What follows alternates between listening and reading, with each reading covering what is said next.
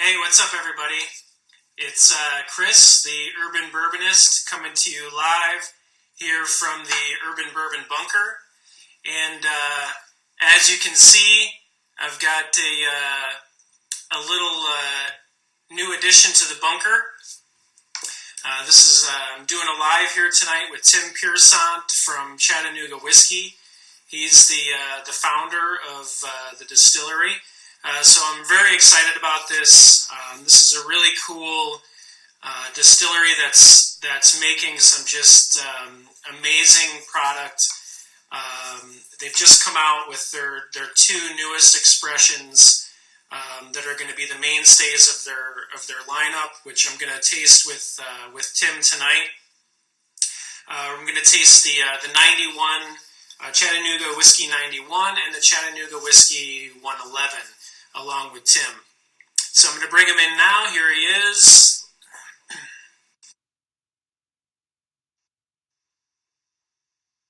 What's up, everybody? Thanks for joining.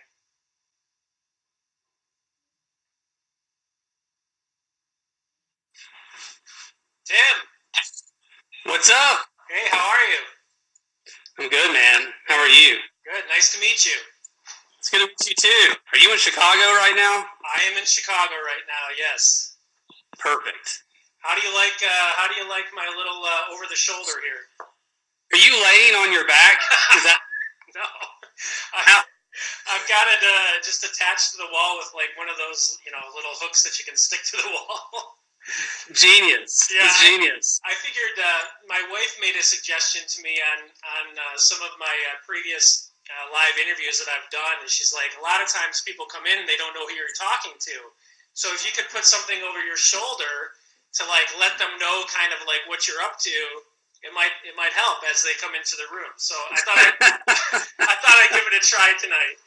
Did your kids use Elmer glue to put that on the wall? Let's just say there's a very good chance that's going to fall during the interview. So we'll see what happens. But you're inspired. I need that in my office. Yeah, but I appreciate you joining me tonight. I think this is going to be a fun conversation, and also want to thank you for sending me the samples of both the 91 and the 111. So thank you very much for that. Yeah, man. We'll get to those in a little bit after we maybe chat a little bit. And you sent this nice little even handwritten and hand signed note. That's nice little touch. Yeah, I'm just trying to make my dad proud. Hey, aren't we all? Yeah. Yeah. So let me just ask you a few questions about Chattanooga. There's going to be a lot of people, I think, that come in to watch this that are somewhat familiar with you guys. So it would be nice to just kind of give them a little bit of a background on Chattanooga Whiskey. I know that, have you been able to take a breath in the past 8 years? Well, first, I appreciate you acknowledging that it's been 8 years, because a lot of people don't realize that.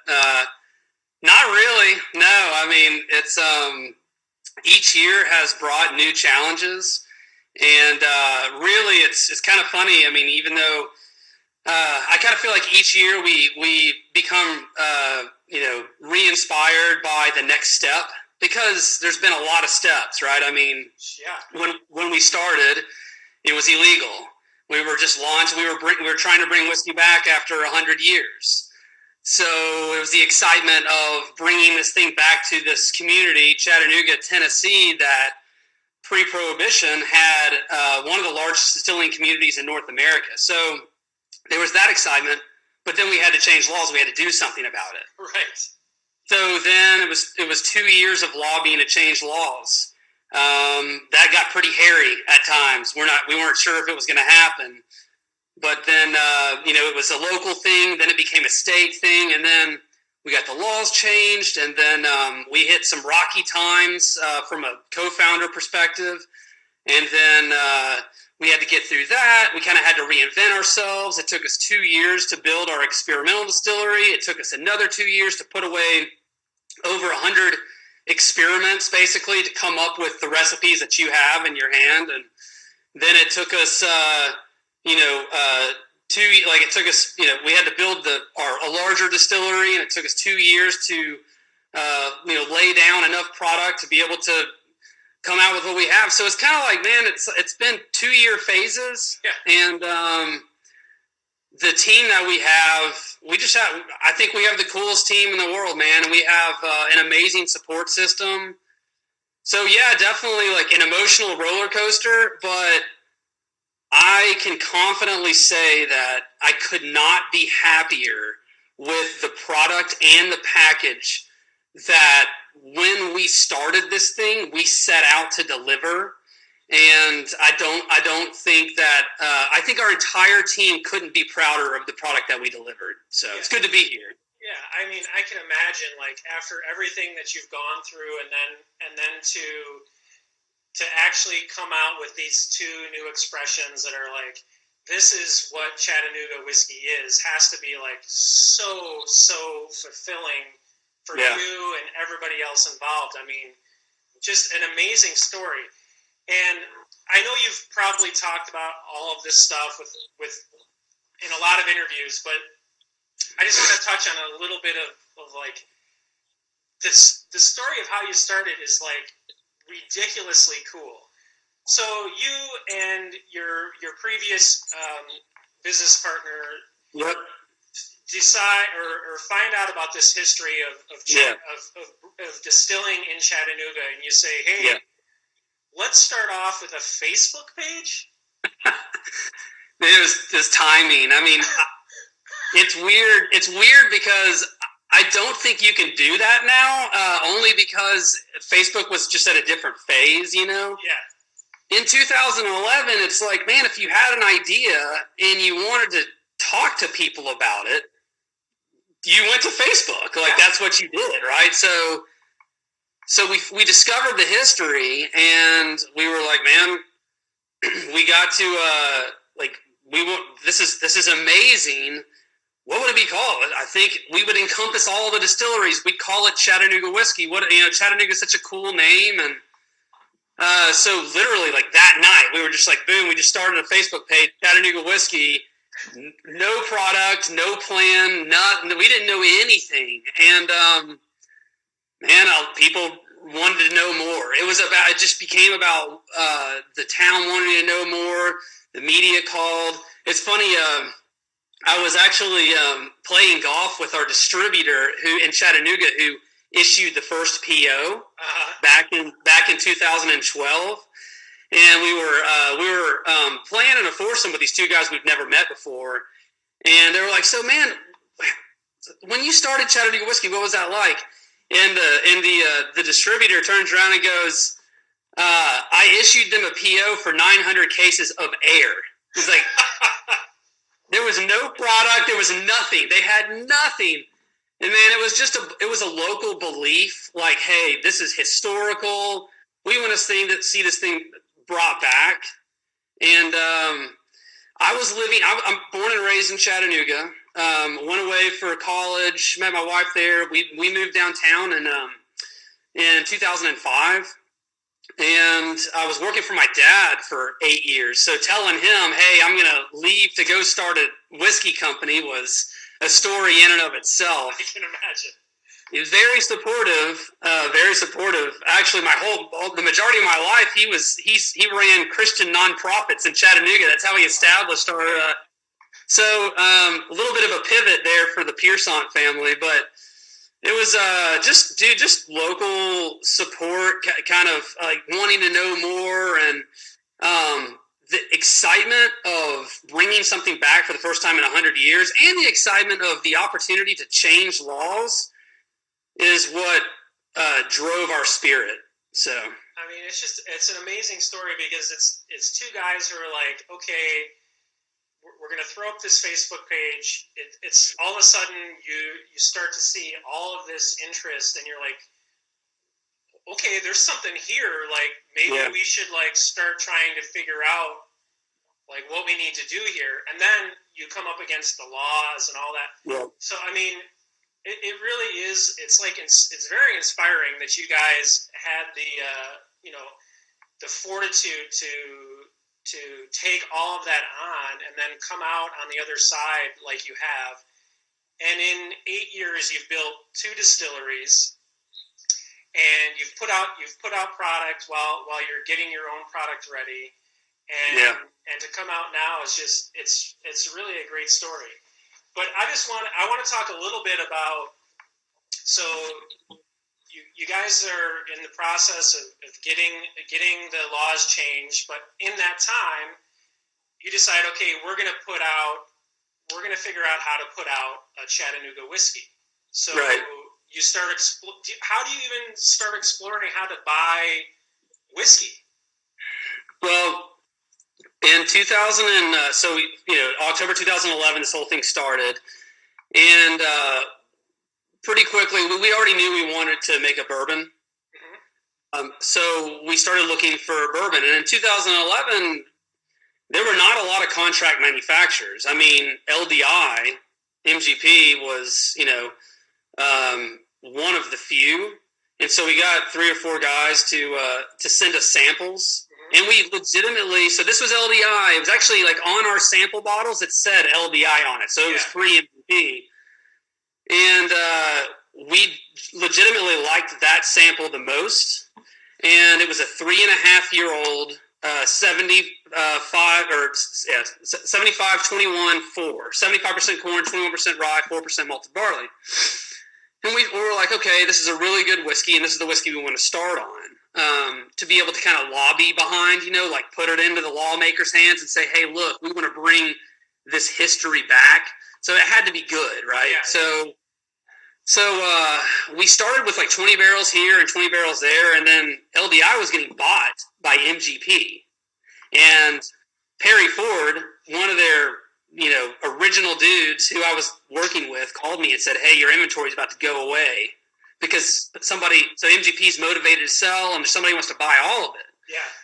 So I said, hey, give me a couple of weeks to come up with the money to buy enough inventory to secure our future. So we bought 1,200 barrels of LDI juice that was barreled in 2008, which is like liquid gold. Yes. Right.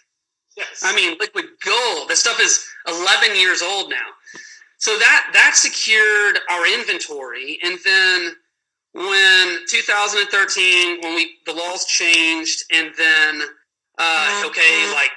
we got money in our first capital round, and then things got serious. Yeah.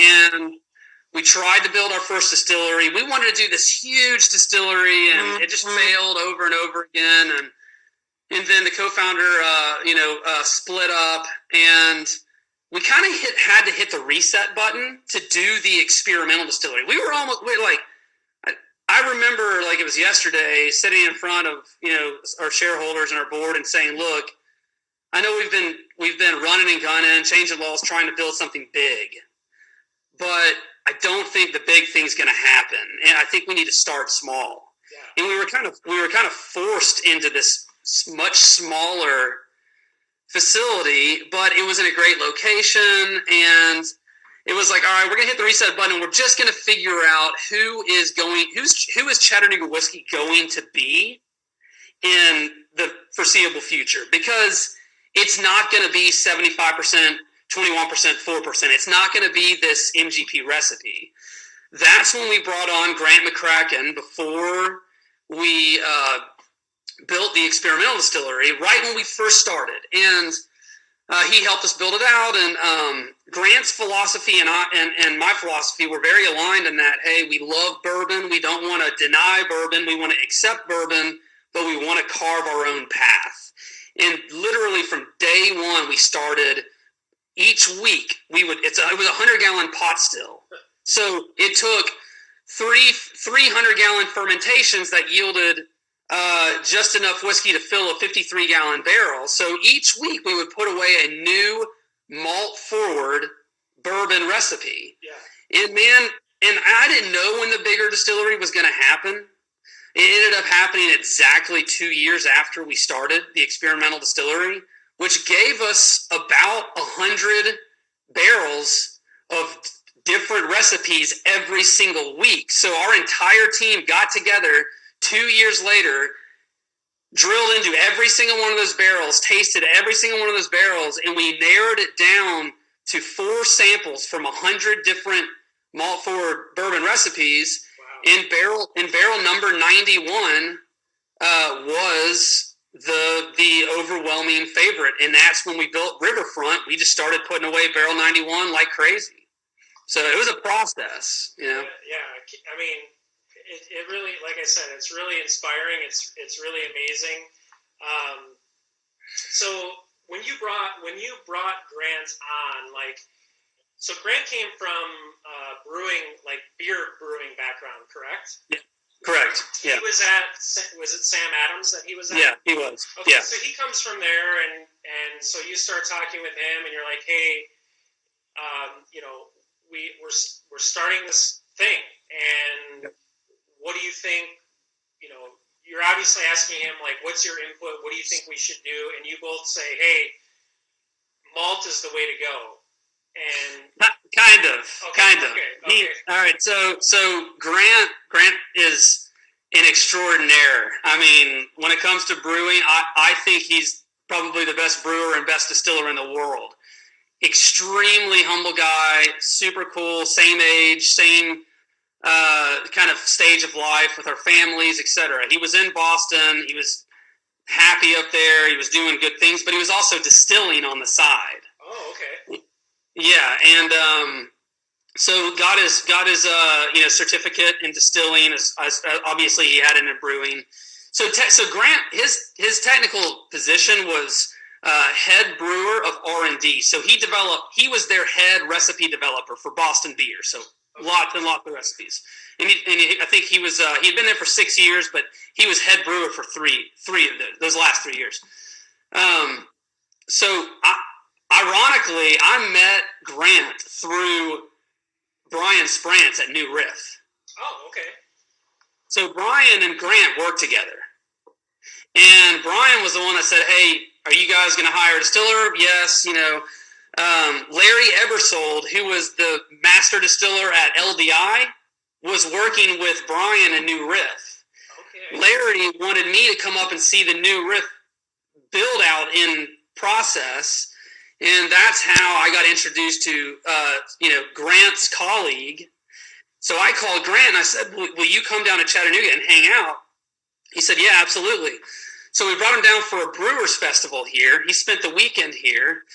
And we didn't really get much into what we wanted to make, but we just connected on another level. Yeah. So we brought him down, and when we started the process of building out the experimental distillery, it was it's kind of funny. I got some industry advice from a very well known leader within the industry, a bigger brand, another brand. He said, Tim, my advice is when you build your experimental distillery, it wasn't called the experimental distillery. When you build your small craft distillery, lay down the same recipe over and over and over again and build up as much stock as you possibly can.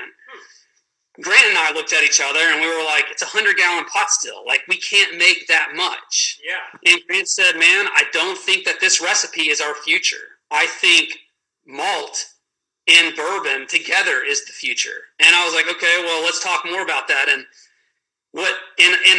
we just started exploring with malt and bourbon, but it was a philosophy that it came from that was, we call it rules are good, change them. Rules are good, meaning tip your cap to the future. Bourbon is good. Bourbon is historically good. We're here for a reason. Let's not deny bourbon because it's amazing. It's what we love. Yes. But we can push the envelope. And it was his experience with malt that he felt we could make, in our opinion, bourbon better. And that is, so we literally started that way. And he's like, I think each week we should do a new recipe. And I was like, well, I think that's a huge risk, but if we're ever going to build a larger facility and want to take this more nationally at some point, then now is the time to explore. And we just never stopped exploring. Yes. So you set out then, and you said, okay, we're gonna lay down these different recipes with the intention of, at some point down the line, we're gonna figure out from what we're doing now, we're gonna figure out what the future of the company or of the distillery is gonna be. So we're gonna do all these different things. We're gonna just throw basically whatever we can. Yeah. And we're gonna distill within a window, right? Yeah, sure. Yeah. And then at some point in time, we're going to have to say, okay, we got to choose something. And that's basically what you guys did. So you got to a point and you're like, okay, it's time now for us to basically shit or get off the pot, I guess you would say. I think it was so because it was all technically straight bourbon whiskey, we couldn't release anything, right? So this was inside these 2 years. Yeah. So we literally had to go in and drill into all these barrels because we drilled in them occasionally, but there were a lot of barrels that we had not drilled into, It was, I think, 3 weeks before we got our CO on Riverfront Distillery that we went through 100 recipes. And so at the time we had a team of about, right now we have 31 employees, I think. So at the time we were around 20 employees. So all of our employees were involved in this process of narrowing down to what ended up being 4 samples. And we did that in about a 3-week time. So when we fired up the still at Riverfront, it was probably days before that we landed on barrel number 91 as our favorite. And the reason we chose barrel number 91, so it is a 4-grain bourbon. 3 of the grains are malted. Okay, so it's non-GMO yellow corn, malted rye, caramel malt barley, and honey malt barley. Yeah. But we selected barrel 91 because we felt like it still connected to our past. It connected to age because we had some American single malts, we had some Scottish styles, we had some cherrywood smoked malts, we had some recipes there that would alienate our past. Yeah. And we did not want to alienate our past. So we wanted to grow off of our past, but we wanted something that was deeper and richer and more complex. And that's how we landed on 91. That's great. That's really a cool story. But I want to ask you a few questions about the stuff that comes out of the experimental distillery, those experimental batches that you come out with on a regular basis. So those are only available there through the experimental distillery, correct? Yeah, so we had maybe 3 or 4 batches that we sent into local distribution. And those batches were what I would call larger batches out of the experimental distillery. And by larger, I mean 4 to 6 barrels opposed to 1 to 3 barrels. Yeah. You know what I mean?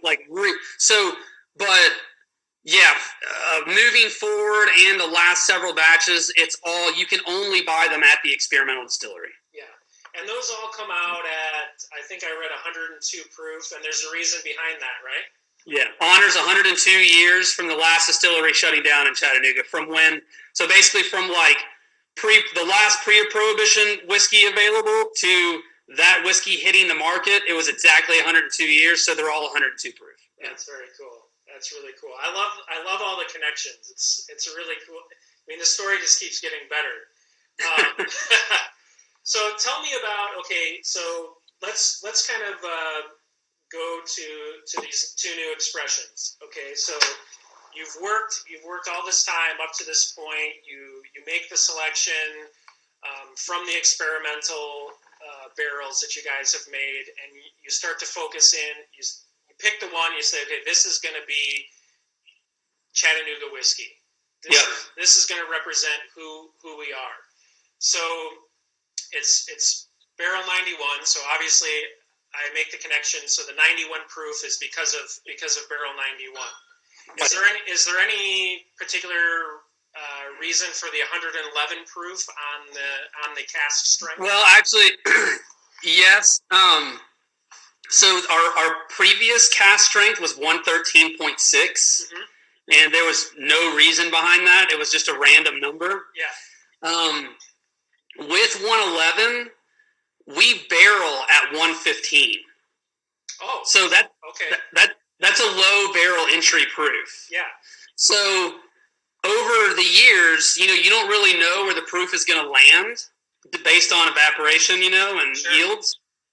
So we needed something that we could consistently hit as a cask strength offering, considering we barrel at 115. Yeah. We felt like, 111, we think good things come in threes, and 111 obviously hits that mark. And then, ironically, the fifth generation farm in Tennessee that we grow all of our corn at, Highway 111 connects Chattanooga to our farm in Riddleton, Tennessee. So, but it doesn't have the significance that 91 has. So let's talk a little bit about like your process. So there's some unique things that you guys do, especially like with your fermentation and also with how you're barreling and aging specifically the 91. So talk a little bit about you guys do a little bit of a longer fermentation. It's like a 7-day, and I think normally like in the industry it's around a 3 or 4 day fermentation that most places are doing. So what does the longer fermentation like contribute to the end product? Yeah, so it is rare. A long cold fermentation is rare. It's very popular in craft brewing, not popular in distilling because, understandably so. Fermentation, it's about turning over that fermenter, right? Getting it to an ABV that you can distill at. Yeah. And getting it into the barrel because, hey, the barrel's going to do the majority of the work, so let's let the barrel go to work.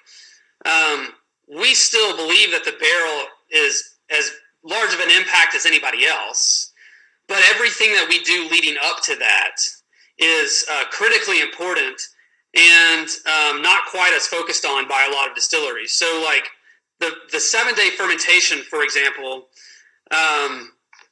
a longer, colder fermentation allows the yeast to not, produce the esterification not to be so loud. Yeah. When yeast heats up, it produces, alcohol faster, and it also produces, obviously esters, at a more rapid pace as well. And the esterification from yeast can be, very fruity and sometimes banana-like, etc. And it really doesn't matter how long you age the product for. A lot of whiskeys, like you can taste the esterification from the yeast from kind of like a short, hot fermentation through the product, right? So by chilling that out, the esterification from the yeast is not so loud, and what it allows is that our 4-grain 3-malt recipe to shine through instead and marry up with the barrel more. And then additionally we get the benefit of when it sits in an open top fermenter for 7 days, you have natural bacteria in the air that also sets in and produces additional complexities on top of that. So for us, every step of the process is about a richer, more complex bourbon, and a longer, colder fermentation offers that. So it sort of, I don't know if I'm saying this right, but it kind of produces sort of a mellower product. It's not maybe so astringent. Go ahead, say it. Yeah, that. So for me, astringency, I think that it really does help subdue astringency, but it also, I think that's a big part of it. But also like, your richness in your complexity doesn't come from the yeast, really. It comes from the grain, right? And we put so much into our grain that why would we do, for the record, we do use a malt whiskey yeast. So, like, our yeast is not a standard bourbon yeast that's used. But by chilling it out, we're allowing the richness and complexity of the grain to speak for our flavor profile, opposed to the yeast being so loud. And sometimes when the yeast gets loud, astringency is a thing, Yeah. So a lot of times, if like you mentioned, like you can't necessarily cover that up with the barrel can't necessarily cover that up. Right. That's really cool that you guys have thought about that, and then you thought about, okay, how can we bring the grains more forward, and how can those marry best with the barrels that we're using? Which brings me to my next question. So for the 91, you guys do a really unique process. Yeah. So you're first aging in 53-gallon barrels. Yep. But you're using two different char levels on the barrels? So 50%. So when we do our barreling, 50%. So when we do a cook, it's a 3,000-gallon cook. Mm-hmm. In a 3,000-gallon cook, a 3,000-gallon fermentation yields about 8 53-gallon barrels of whiskey. Okay. 4 of those go into a 53-gallon with a 4-char. The other 4 go into a 53-gallon with a 3-char and our own custom toast profile that we work with Independent Stave on, our barrel super, and that's toast profile 91, and it's a longer toast. So instead of getting kind of like the best of one world, we're going after the best of both worlds. Oh, that's very cool. So do they pre-toast the number 3 barrel and then char it to number 3? Is that how it works? Yep. Okay. Yep, that's right. Hey, this is cool information to know. That's really cool. Yeah. Yeah. And then it goes into a Solera barrel. Yeah. Yeah. So then the Solera barrel. So that's a 4,000.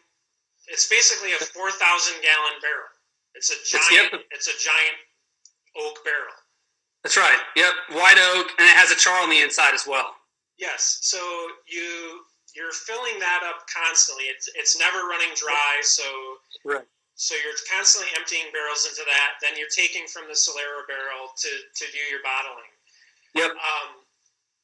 So tell like people that don't know the Solera process. You guys are doing a little bit of a unique Solera process with that giant barrel. Yep. Yep. Can you just like briefly explain like how that works and what that does to the end product?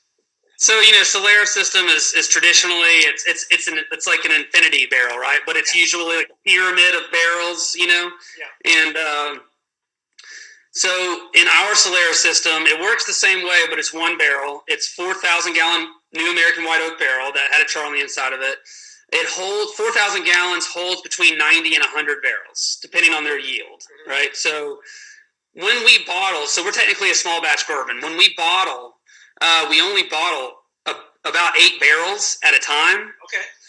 So what we'll do is we'll bottle out 8 barrels. Let me back up. When we go into Solera barrel, it's 50-50, that 4-char and that 3-char with the toast. Okay.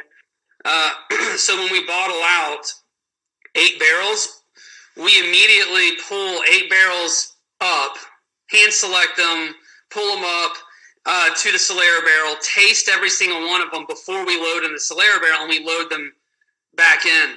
So we're consistently staying full in the Solera barrel. So imagine a barrel that's closer to the ceiling that evaporates at a certain rate.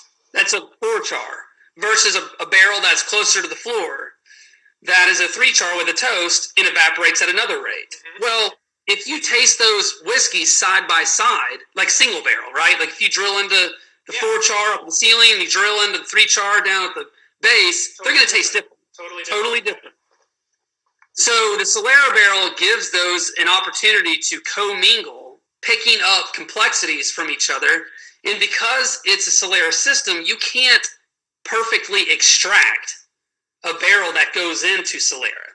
So it's constantly leaving nuances and complexities and richness from the unique barrels behind for the other barrels to pick up. So basically, like, that 4,000-gallon barrel is going to evolve over time into a more nuanced, more complex, but still pretty consistent from batch to batch. It's just going to change over time, right? Yeah. That's the beauty of the Solera system. Yeah, it's going to change over time, and the age of that Solera barrel is probably going to go up over time Yes, it will. Yeah, because we are producing more than we are selling, so that the age of the product will increase over time. Oh, that's really cool. So, what is my last question about the Solera barrel? What's the life on a 4,000-gallon Solera barrel? I'll be dead. Okay, it's a long life. Doesn't matter. Yeah. Okay, that's awesome. Okay, so that's the 91. That's the process for the 91, and the 111 is basically just the cask strength of the 91, and it doesn't go into a Solera barrel. It's just directly from the cask, and that one is completely unfiltered, correct? So yeah, it is. And the whole, I'm sure you've heard plenty of this, but the whole like unfiltered thing or filtration and unfiltration, I feel like it's very confusing. Not a lot of people, non-chill filter, chill filter, unfiltered. What is it? What does it mean? With cask, it isn't unfiltered. What we do is when we are, first of all, it's a single fermentation, which I don't know if you were going to ask that or get to that, but that's pretty unique in and of itself.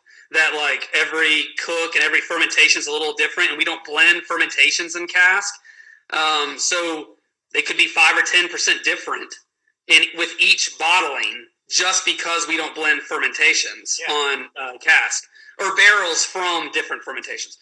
So when it comes to the unfiltered aspect, when we bottle, you're siphoning out of a barrel, so you're pulling all the char with it.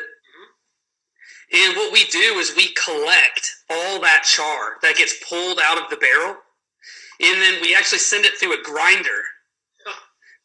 And then we'll take this much char from a barrel out of a grinder, and instead of like, there's a lot. What we used to do is we used to send it through a kind of a looser filtration system, that allows like more to pass through, but it would kind of block the larger chunks. Particles. Yeah. So we felt like we could do it even more authentically by pulling the char out, grinding it up, taking that char and literally dumping it back into the barreling or the bottling tank. Yeah. So that we're taking char, this much char, and throwing it back in the bottling tank. So in every single one of our cask bottles, our 111 bottles, you will see about this much char laying in the bottom of the bottle. Yeah, I noticed in my bottle, and I love that. I think it's really cool that you guys do that. One more question before we start drinking these. All right, cool. Sorry, am I ahead of you on that? Well, yeah, I have them poured here. I haven't had any to drink yet. But are these two new expressions replacing the 1816? Okay, so these are going to replace those. Yeah. So I wish there was such thing as a perfect transition. I feel like we did the best we could, considering we've been selling 1816 for nearly 8 years. Yeah. But we shut off 1816 into our current 4-state, well now 5-state. We just picked up Florida, but 1816 never made it into Florida. So we shut off distribution the first week of June. So no distributors could not order 1816 from June on. Okay. And so that hopefully, there would be some space to launch 91 and 111 the first week of August. And so far it's gone well, but it will phase out. We are not making it. 91 and 111 are the replacements for reserve and cask. Okay. Yes. That's what I thought. I just wanted to confirm that. I've been bad about doing this throughout this talk because I've been so enamored with everything you've been saying. But for everyone that's come into the broadcast, I'm talking with Tim Piersant from Chattanooga Whiskey. We've been talking about the history of everything that they've had to go through to change laws and to build the company over the past 8 years. So that's who I'm talking to. A few people have asked here in the questions, hey, Chris, who are you talking to? So Tim Piersant from Chattanooga Whiskey, guys. Thanks, everyone, for watching. But hey, why don't we do the fun part here?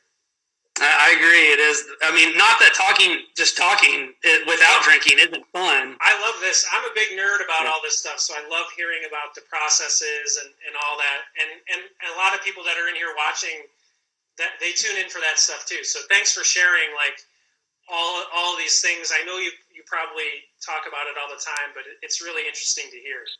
Well, what I appreciate, man, is you've clearly done your homework. When I have to, our story is pretty complicated, even though it's only 8 years old, which I would consider, like, in this industry, maybe from a craft perspective, is on the longer side, but compared to the industry in it of itself, it's very, very short period of time. Yeah. And it's very difficult to explain everything that we've gone through and the nuances and how we got to 91 and 111. So I appreciate you digging in. Yeah, so, well, I appreciate you coming on. Why don't we start off with this 91? Now this is going to be the flagship of Chattanooga Whiskey. Okay. Yeah, I think if I had to guess, between 111 and 91, so 1816 Reserve and Cask were probably like more like 70-30 Reserve to Cask, the 90 proof to the 113.6 proof. Yeah. But so far, man, I mean, we're in some cases 50-50 on 91 and 111. So I would probably argue that maybe they're both our flagships, but 91 was geared to be our flagship. Yes. Okay. All right. So why don't we take a drink of this? Cheers, Tim. Thank you very much for being on. Let's have a sip and talk about this one a little. Cheers. Cheers. So, I do have to say I have dug into these bottles that you sent prior to tonight because I couldn't hold off tasting these. But these, and I'm not saying this because you sent me the bottles and you're on with me now, but these are two of the most unique whiskeys that I've had in a really, really long time. I mean, the way that you guys are using those three specialty malts along with the corn, I think you really are doing a really unique thing for bourbon and kind of blazing like this new path and obviously a new style of bourbon which you guys have trademarked as Tennessee High Malt. Yeah. Which is really, really interesting. So can you talk a little bit about this? First about coming up with the concept of calling this Tennessee High Malt. Like you guys, that's how you guys are sort of marketing this and bringing it forward. Yeah. So legitimately, every day at the experimental distillery, people come in and say, you can't make bourbon anywhere but in Kentucky. You guys are Tennessee whiskey. No, we're not. Well, you can't be a traditional bourbon whiskey. Well, you're right. We're not a traditional bourbon whiskey. Well, you can't be bourbon whiskey at all because you're not made in Kentucky. And, we've always, since day one, our story has kind of been about trailblazing, and but not like trailblazing for the sake of like being cool trailblazers, but like a lot of it's because we had to, and then another. Exactly, you had to in order to even do this. You had to be trailblazers. Yeah. So, Grant and I started off with this concept. We were like, well, we're made in Tennessee. We didn't want to do the Lincoln County process, so we didn't want to do charcoal filtration. It's just a bourbon whiskey from Chattanooga. But it's more than that. It's more than straight bourbon whiskey. Well, let's call it Tennessee malted bourbon. And that was like equally as confusing. People were like, wait, Tennessee malted bourbon? Like, what is that? You can't make bourbon in Tennessee. So how does that work? So, there's a beautiful landscape in Chattanooga. It's one of the top outdoor towns in North America. We're surrounded by the Cumberland Plateau and mountains here, and we're also high in malt, technically, and there's not a TTB designation for a high malt bourbon, right? So I'm like, all right, we're Tennessee, we're high in malt, and it's still, we make whiskey, so let's just call it Tennessee High Malt, trademark that, and then we'll explain to people basically either on our label or elsewhere that it's technically a straight bourbon whiskey. Yeah. So that's how we came up with it, man. Which I love it. I think it's really smart. I mean, coming up with the Tennessee High Malt, trademarking it. So not only is it the only Tennessee High Malt, it's going to be the only Tennessee High Malt because no one else can call it that. We talked about whether we should open it up for a category or not. And I was like, not right now. Let's just keep it for ourselves for a while. Let's keep that one for ourselves. Yeah, but I mean, it's smart, and obviously to put it on the label when someone someone that's not familiar with it walks into a store and sees it. Obviously, it needs to say straight bourbon whiskey because then they go, oh, okay, it's bourbon. Yeah. And then as they look into it further, they can learn about what actually makes up the product. Yep. And makes it the Tennessee High Malt. Yep. So very cool. So tell me a little bit about walk us through the taste profile of the 91. So 91 was designed to be a very even though we would argue that it's richer, more complex because of the grains and all the process and like you said, it's one of the more unique bourbons that you've had. So it does kind of stand alone when you're comparing it to other bourbons. Yeah. But it's super approachable. It's an easy drinker. I mean, at 91 proof, our price point is the same price point as Woodford, Knob, Four Roses Small Batch, Elijah Craig, etc. Around $30 a bottle retail. Yeah. And so we wanted it to be designed to be an approachable, easy sipping whiskey, right? I would consider it to be a medium-bodied whiskey. So you're talking about the way that it coats the palate is very medium-bodied. The way it finishes is very medium-bodied.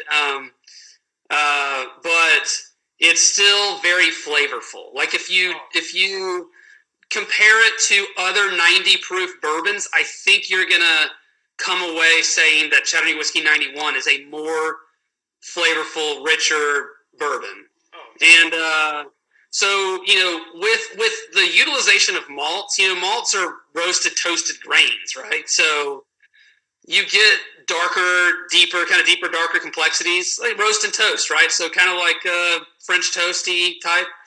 So you get that it's like a light French toast, whereas when you dive into the Big Brother 111, you get, I won't even get into that, but it's, again, it's those toasted, roasted grains, malted grains that really speak through it, but it's still very relatable to a traditional 90 proof bourbon whiskey. Totally relatable, and like you said, it's super approachable.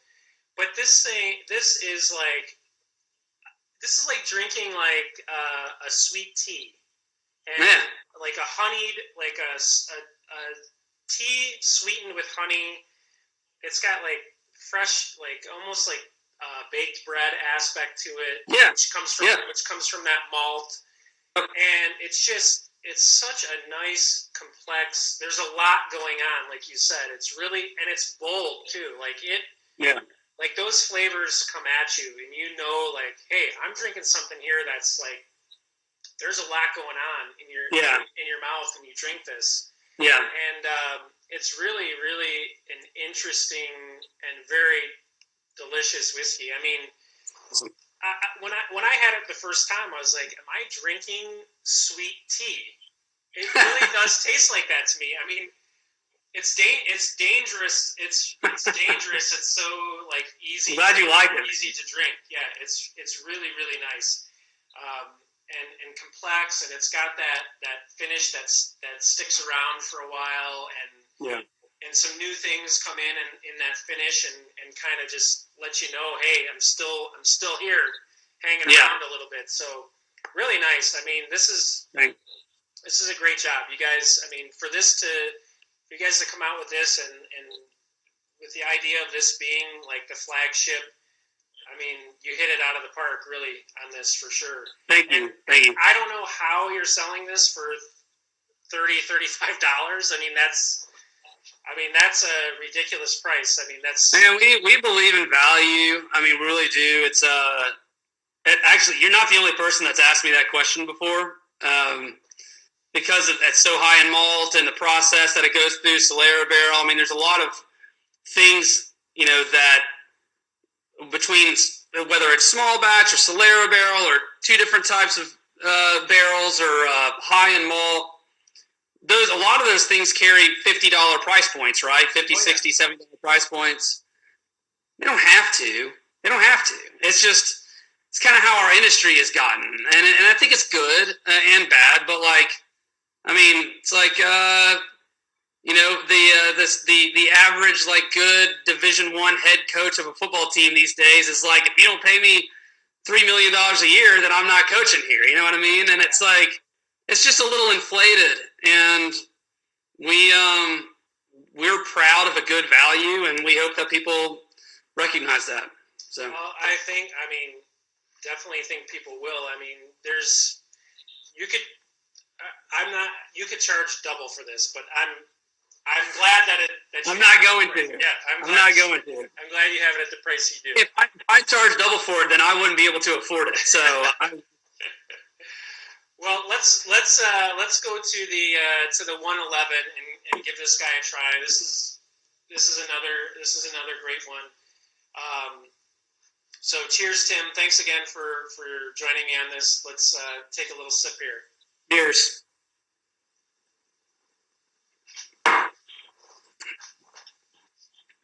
This one blows me away. I mean, I'll tell you what I get from this. Okay. This is like a chocolate cheesecake, s'more. There's like a campfire, like a little bit of campfire char in there. Dark fruits. I mean, this thing is super. I took notes yesterday when I was drinking this. This thing is just like coming at you in so many different directions, and it's got the mouthfeel on this is bumped up a little bit from the 91. It's a little bit thicker. It really coats your mouth, roof of your mouth, your tongue, and it just starts off with so much complexity from the front of your palate all the way to the back, and just keeps there's a nice little burn that goes through there the whole way, just a hint of that cinnamon spiciness. Yeah, it's really, really complex, and man, this is going to be a great drinker all throughout the fall. This reminds me of fall. Really, awesome. Honestly, it's awesome. It's like fall in a glass. That's how I would describe it. All right. Not that you can't drink it in the summer, but this is to me, this is like fall. This is like fall in a glass. It's so good. You're making me want to drink some, so I'm pouring myself some right now. So. Yeah, no, we're super proud of 111. We do feel like, it's just the bigger, bolder brother to 91, but when you taste them side by side, they're pretty significantly different. Yeah. I think that all of the grains really stand up in it. You're going to, everything, the corn, the malted rye, the caramel malt barley, the honey malt barley, it all stands up. I get kind of like a French toast, drizzled, honey drizzled chocolate dipped French toast is what I get out of it. Yeah. And it is super buttery. The texture is really nice in comparison to 91, which again is lighter, medium bodied versus a very thicker, fuller bodied whiskey. And yeah, I think all the process that goes into it creates a product that's, I'd argue, on the younger side of bourbon for sure, that doesn't taste like it because it's so well rounded. So yeah, it does not. Yeah, first of all, the whole idea of like the age statements and things, that's a whole huge conversation and argument that people like to have. Yeah. My main thing is, does it taste good? And I mean, that's in the end, that's what matters, right? Like, right. Okay, yeah. Is this 15 years old? Is this 2.5 years old? Whatever it may be. Yeah. Do you like it? And that's all really what matters in the end. And you guys are putting out a really, really, really outstanding products. I mean, you guys obviously you have to be proud of these two being like the first Chattanooga whiskeys that have come out, and like these are now the flagships of the company. So I appreciate you, first of all, sending these to me to taste. Of course, man. Thank you. And of course, I mean, coming on with this conversation for me has been like totally amazing. It's great to like geek out and hear about the history of your company and how and all the hurdles that you guys have had to overcome to get to where you are now. So you are where you are now. You've come out with these two new products. I realize these are brand new and like they've just hit the market. So this question could be completely out of line at this point, but what do you see like moving forward? I know it's hard to, these have just come out, like these are brand new products, you're focused on these, but like what's next for Chattanooga Whiskey? Are the next expressions, or do you have a plan for like, we're going to have 2 more permanent expressions that are going to come out and we're going to take those from the experimental series, or what's the future? So first of all, I'm gonna walk and talk because I'm going to connect my phone to a charger. So bear with me as I answer that question. So we have lots of we put away about 10 different.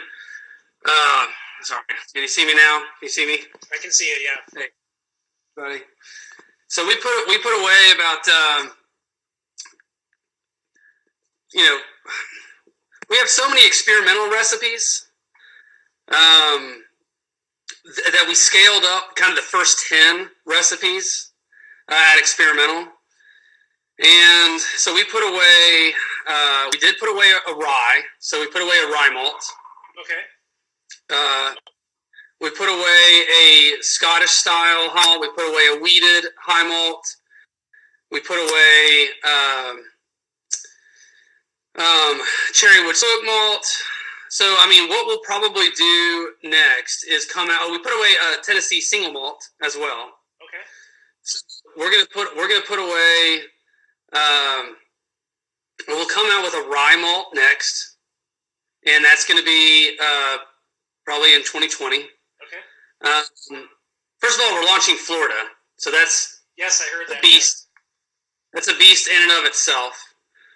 So we're going to take care of business there, come out with our rye malt, probably come out with a single barrel program. We wanted to give ourselves some time to release a single barrel program. Sure. And then we'll come out with a Tennessee single malt, and then we plan on having, because we put away so many recipes, we want to have one of the more dynamic single barrel programs in the country, where you're not just pulling a single barrel from 91 or 111. You can actually pull a single barrel from, any of those recipes. Yeah. So, and then, man, just like slowly expand. We don't want to expand outside of the Southeast too quickly. We want to really drive deep into the Southeast. We're on a mission. We're on a mission to be kind of regarded as one of the better craft whiskeys from Tennessee and one of the better craft bourbons in the country. And it's going to take some time. Yeah. It's going to take some time to do that. It's already taken 8 years, but it's going to take a lot longer than that. So, for sure. Because we're kind of just getting started again. So, well, Tim, we're going to get kicked off. Like we're at an hour limit on Instagram, so we're like 30 seconds away from getting kicked off. All right. But hey, I really, really appreciate you coming on and having this conversation and for sending me these whiskeys to taste. This conversation was fantastic. So thanks, man. I really appreciate that. Let's try and do this again sometime in the future. Love to. Yeah, that would be great. I really appreciate it. I hope you have a great night, and take care. I love Urban Bourbonist. Thanks, man. I appreciate it. Thanks, Tim. Take care. See you. All right, bye.